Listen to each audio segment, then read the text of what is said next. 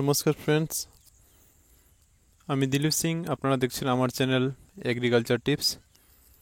আমি আপনাদের দেখাচ্ছি, এই যে একটু বাগানটা দেখুন, এটা আমার নিজের বাগান। এই বাগানটিতে আমি ইনফিলিং করেছি। দেখুন, এখানে সিজন ফল ছিল, কেটে নিয়েছি। দেখুন, এই যে নতুন চারা দেখতে পাচ্ছেন, এগুলো কিন্তু আমি ইনফিলিং করেছি। খুব সুন্দর গ্রোথ করেছে। প্রতিটা গাছে এখন কার্পেট মারা উপযুক্ত। আমি এই কারণে আপনাদের যা দেখাচ্ছি, আপনারা কিন্তু এই পদ্ধতি অবলম্বন করতে পারেন। এটা একটা এমন পদ্ধতি আমি ব্যবহার করেছি।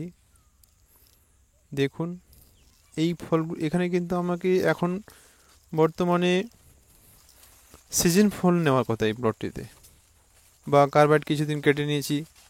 তারপরে কিন্তু এখানে চারা বেরোনোর কথা, সাইড চারা, কিন্তু আমি সেই পদ্ধতিটাকে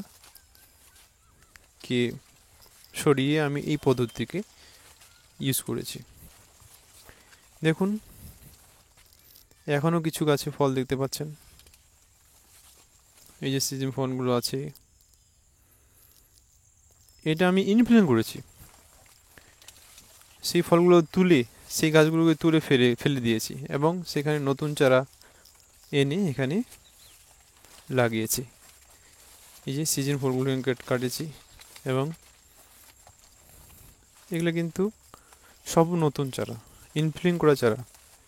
এইগুলো কিন্তু আমি এই কয়েকদিনের মধ্যেই, এই সপ্তাহের মধ্যেই আমি কিন্তু ক্যালসিয়াম কার্বাইড ঢেলে দেব, বা ইথোপন, ইথ্রিল বা ট্যাকপন, এই সমস্ত জাতীয়। এখন ঠিক করে নি কি দেব, তবে আশা রাখছি ক্যালসিয়াম কার্বাইড দেব। সব ইমপ্লিমেন্ট করা গাছ আপনারা এই পদ্ধতি অবলম্বন করতে পারেন। এই পদ্ধতি অবলম্বন করলে আপনার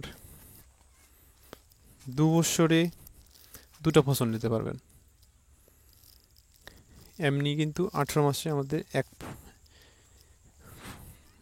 এক সিজন পেয়ে থাকি, কিন্তু এখানে 18 মাসের মধ্যে 2টা ফসল আপনি পেতে পারেন। এতে খরচা অনেক কম হয়ে যায়, কম খরচাতেই হয়ে যায়। ফলের সাইজ কিন্তু আমি ওই সাইজই পাবো, যে সাইজটা আমি প্রথমে কার্বাইডে পেয়েছিলাম। আমি এই এভারেজ 400 গ্রামের এভারেজ সব প্লটে আমি বিক্রি করেছিলাম। আশা করি এর থেকে এবার হয়তো ভালো আমি পাবো। দেখুন,